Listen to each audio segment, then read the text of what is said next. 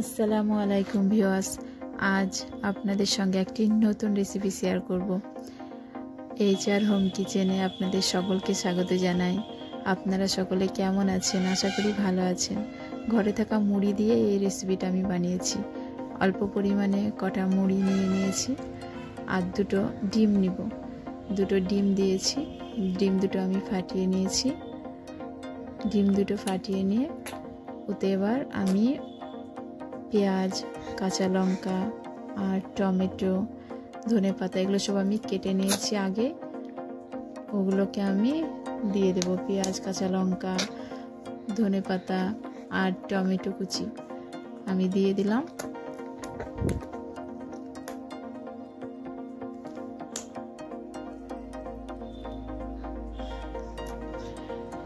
এবার হালকা করে আমি এতে লবণ দিব।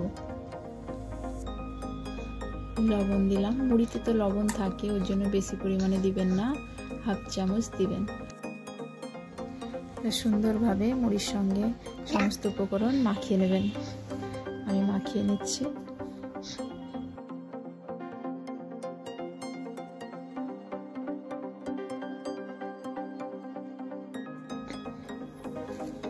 এবার জিরে আর হালকা 1 চামচ জিরে আর হালকা অল্প পরিমাণে একটু গরম মশলা দিয়েছি। আপনারা ওটা দিয়ে নেবেন।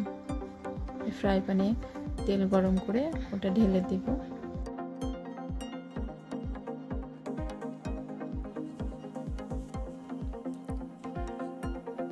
ভালো করে এটাকে বিছিয়ে নেবেন।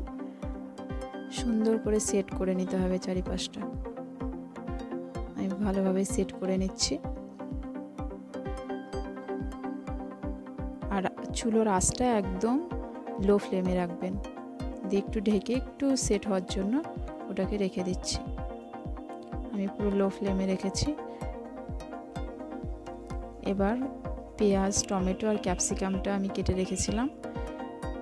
পেঁয়াজ, টমেটো আর ক্যাপসিকামটা সুন্দরভাবে এটা উপরে সাজিয়ে দেব।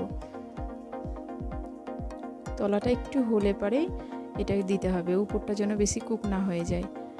একদম লো ফ্লেমে রেখে 2 মিনিট মতো একটু ঢেকে রেখে তারপরে ওটা বসিয়ে দিলে পরে উপরটা তলাটাও একটু শক্ত হয়ে যাবে আর উপরটাও নরম থাকবে, তখন ওটা ভালোভাবে সেট করা যাবে।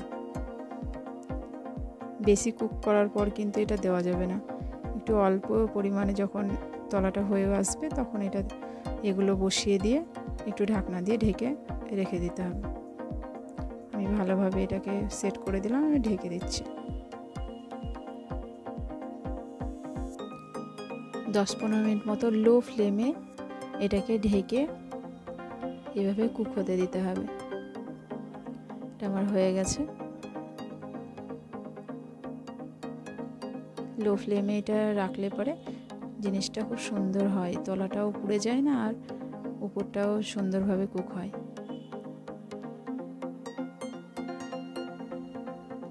দেখুন জিনিসটা আমার কত সুন্দর লাগছে। পিস পিস করে কেটে নিচ্ছি।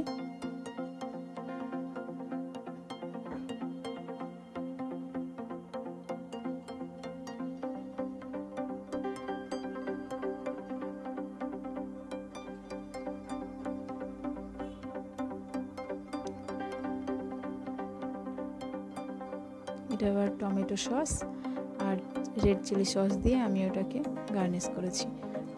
আজকের রেসিপি যদি আপনাদের ভালো লাগে তাহলে অবশ্যই লাইক, কমেন্ট অ্যান্ড সাবস্ক্রাইব করবেন। আপনারা অবশ্যই একদিন বাড়িতে বানিয়ে এটা খাবেন এবং কেমন লাগলো আমাকে কমেন্টে অবশ্যই জানাবেন। সবাই সুস্থ থাকুন, ভালো থাকুন। আল্লাহ হাফেজ।